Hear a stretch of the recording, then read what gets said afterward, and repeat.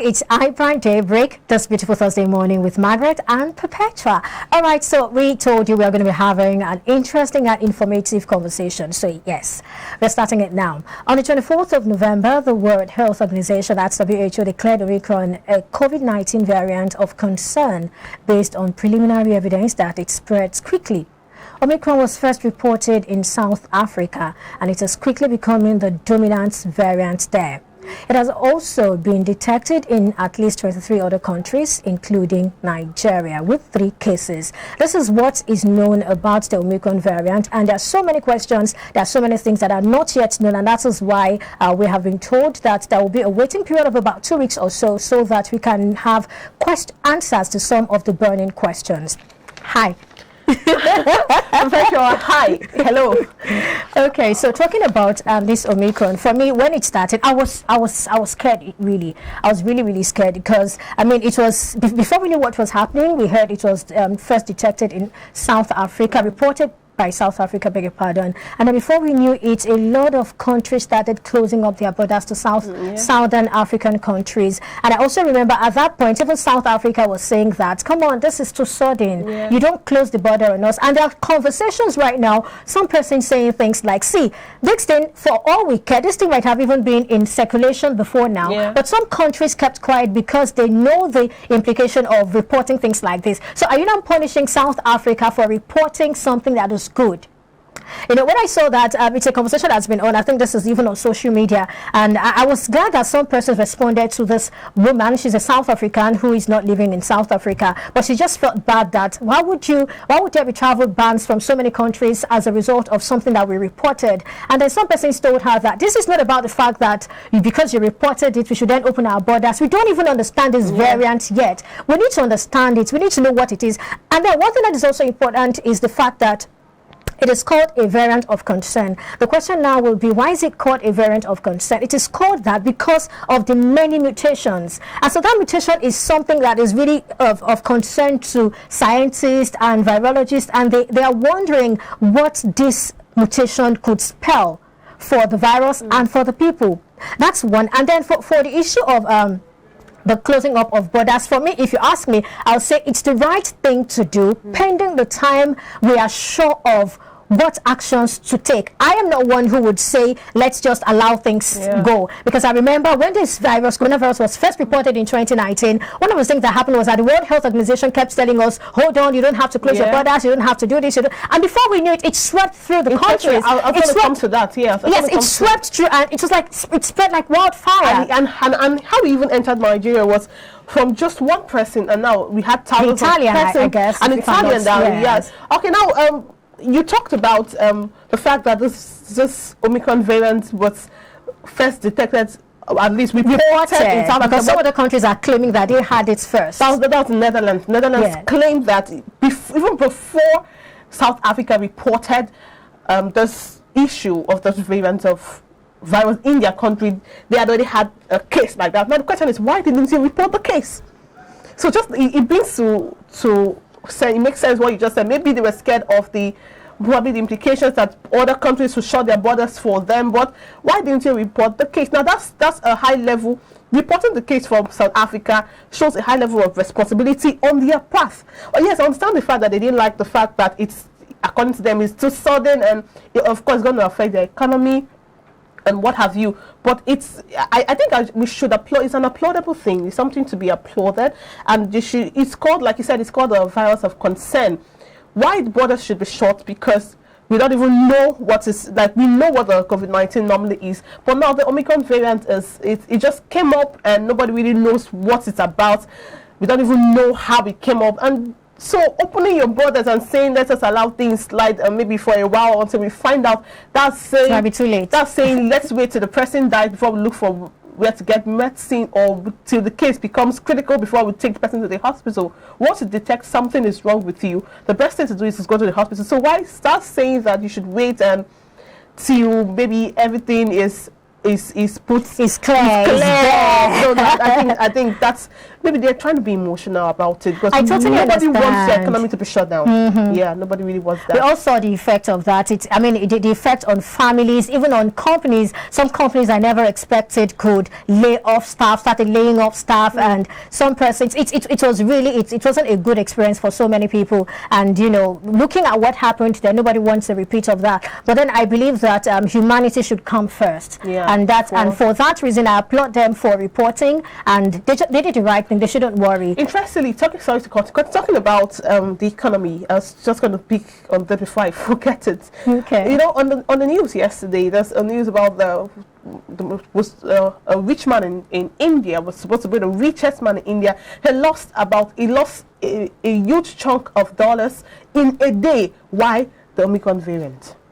He dealt a huge blow on his company. So with the investment he made, with the returns that's going to come from it, he was going to be the richest man in India by the end of the year. But the Omicron variant that just came up, in a day he lost about, I think it's about, but a huge amount of dollars, millions of dollars, that deprived him that position as the richest man in India. Now let's talk about, this has happened already. Even on some business news, the business news today, you would see how the economic impact, because it has started.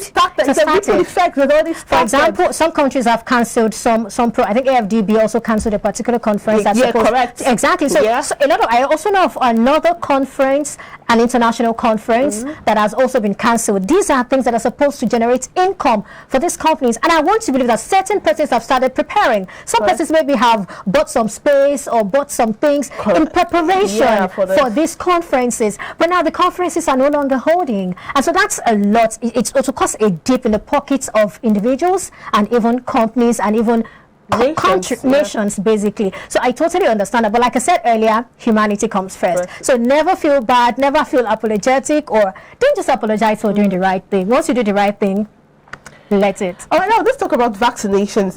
Before now you're talking about the rate of vaccination. Now I have the statistics, the vaccinations in the world generally. So we have 7.81 billion doses that are given, like worldwide now, and fully vaccinated 3.33 billion. Then percentage of population fully vaccinated is 42.7%, rather 42.7% of persons in the world have been fully vaccinated.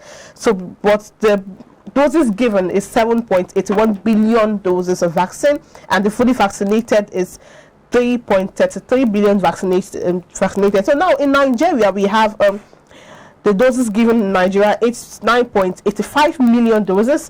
I don't know why you're smiling, picture, but then we got to that. And the fully vaccinated in Nigeria is 3.52 million, and the population of fully vaccinated is very, very minute compared to what was given. We have the percentage of population fully vaccinated. We have 1.7%, and now in India we have the doses given 1.54 billion, and the fully vaccinated 448 million. And the percentage of persons vaccinated, 32.5%. In Brazil, we have 63.0%. And the percentage of population, the doses given 309 million, the fully vaccinated 134 million. Can you talk about Nigeria? I don't talk about Nigeria. I want us to probably dwell on Nigeria. The doses given 9.85 million doses of vaccine. The fully vaccinated 3.52 million are fully vaccinated out of 9.85 million doses are given, and the percentage 1.7%. Is the least I have here. This is the least, and this is what we're talking about before the break. Exactly. I wanted us to make that point. Because the thing is, it's actually very important we get the numbers, we get them, going and all of that. The question now will be, why are people not getting vaccinated? I understand that what we're given is, it's nothing compared to the number. To our population, it's nothing compared to our population. But then we need to make sure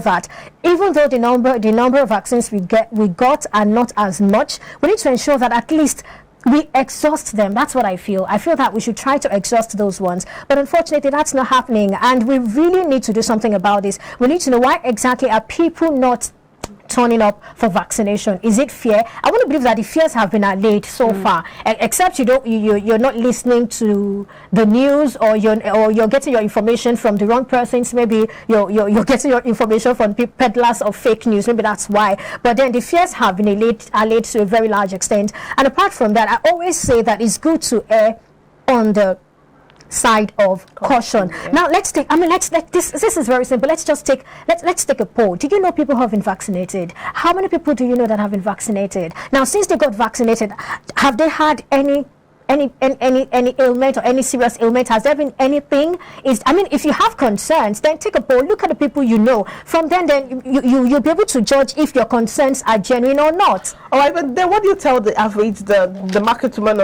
in the market that has to believe that? You know why I'm talking about this? Because someone once told me that, you know, that people who are vaccinated, they said they would die after 3 years, and he said he was going to wait. If after 3 years the person did not die, then he will take his vaccine. Okay, all I had to, some conversations, you know what's my time, I'll just listen to you, and once I see that you're going, if you want to have a conversation, fine, but if you're going through the way of arguments, I'll just let you believe what you want to believe, because people who want to learn, they don't want to argue. Because some people just want to hear what you say, so they will argue with you and tell you how the vaccine is the Antichrist and some other stories that comes with it. Now, without speaking on any other person, but what did the average market woman that is uneducated that have had to believe, or whether I would like them or not, peddlers of fake news are more than those who actually carry the real news. Rumor mongers are more than those who actually have the main story. So what do you tell the market woman that believes the story, that does not want to die, or that doesn't even have access to this vaccine? Because I had an incident where people were going to get vaccinated, were going to go to centers to get vaccinated, and someone said he was going to get vaccinated the next day.